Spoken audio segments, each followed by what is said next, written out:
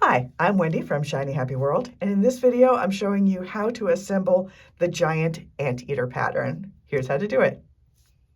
Okay, this video is showing you how to assemble the giant anteater block if you are using a light box. So first of all, my light box set up. I've got my light box on, turned as bright as it'll go.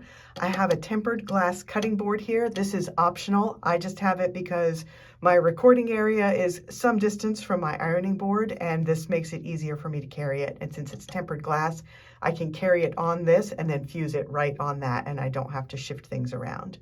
I have my placement guide, and then I have a clear silicone mat.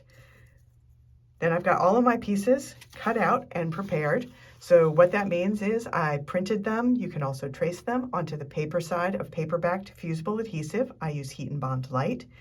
Then I fused them to the back side of the fabric, cut it out on the solid lines. There are some dotted lines and some solid lines inside some of the pattern pieces.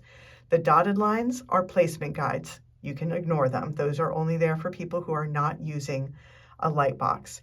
The solid lines are stitching lines, and in this case the eyelashes are optional. If I wanted to use the eyelashes, I would flip it over and just use a fine tip Sharpie and transfer those markings to the, you know what, I'll do that. I'll give this anteater eyelashes. So we're gonna just transfer those markings, just trace over them. And it's okay that this is a permanent pen. I'm gonna stitch over it with black thread on the black line. You'll never see it, so no worries. All right, so then we are ready to go.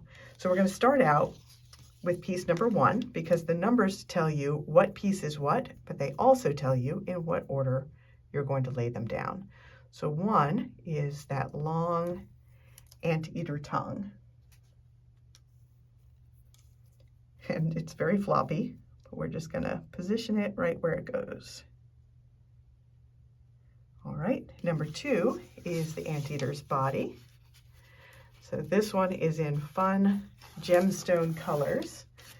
I'm actually working on a bugs quilt that is gonna be all bright jewel tone bugs, animals, mostly bugs, on a gray background. On gray backgrounds, and I thought it would be fun to add an anteater and maybe some other animals that eat bugs as an option for that bundle. So I'm making some to show you what that might look like. So piece number 3 is the darker patch on his body. An actual anteater is kind of a brownish color, and then it has a black swoosh on his side. Now piece number 4 is his ear, which would normally be the same color as the body, but I just used a different print in the same color. This is the all tourmaline blenders from the Gemstones collection that I designed for applique. So these are 2 of the lighter tourmaline shades, but the different prints will allow them to look different and just give the whole thing a fun, scrappy kind of look. And then we have the eye.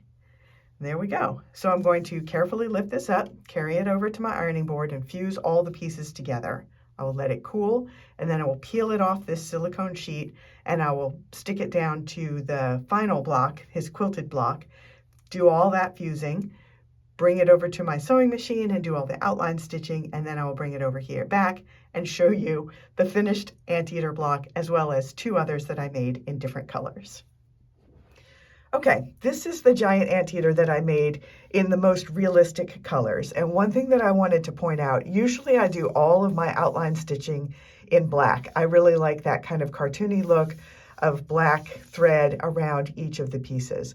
But one of the things, the distinctive things, if you look at a giant anteater and you're trying to do realistic coloring, is that they have a dark, almost black stripe on the side, but they have little white stripes of fur on the edges of that black stripe. And instead of giving you teeny little slivers of fabric to applique, which can fray, if you have a piece that's that skinny, that can fray very easily in the wash. So I just did white stitching along the edges of that instead to give you that realistic coloring without sacrificing the durability of your quilt block.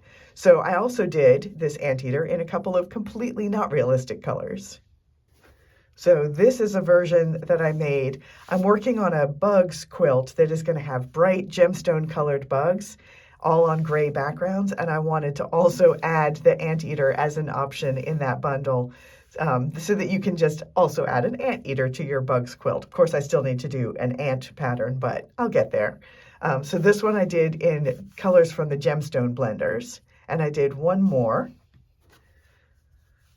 So this is also using colors from the gemstone blenders, but this is for a rainforest sample that I'm working on, where all of the blocks, the animals are all in gemstone colors, and also the background blocks are from the gemstone collection. So 3 different anteaters, 3 totally different colorways, but on all of them I put the darkest color in that stripe and added white to the edges of it, just to give it that little suggestion of reality, even when I'm turning in purple or orange.